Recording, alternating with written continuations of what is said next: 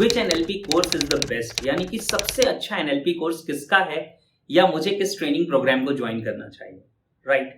अब एनएलपी को क्रिएट किया था रिचर्ड बैंडलर और जॉन ग्रिंडर ने। आज ये दोनों एग्जिस्ट करते हैं, इनके ट्रेनिंग प्रोग्राम्स भी होते हैं।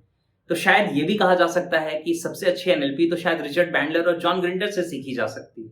और मुझे इस पे कोई डाउट नहीं है, क्योंकि they are the creators, they are the geniuses जिन्होंने इस साइंस को क्रिएट किया था।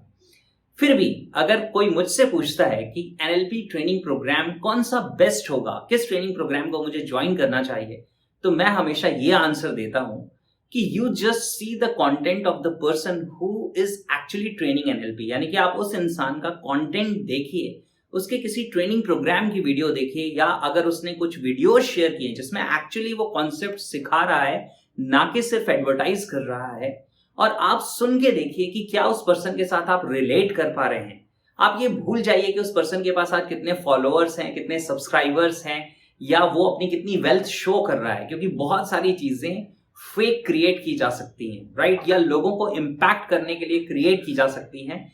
लेकिन एक्चुअली अगर आपको इस साइंस को लर्न करना है तो उससे लर्न करना चाहिए जिसके साथ आप रिलेट कर पा रहे हैं, जिसके साथ आप कनेक्टेड फील करते हैं, जिससे सीख के आपको ये लगता है कि ये पर्सन कुछ कुछ मेरे जैसा है, राइट?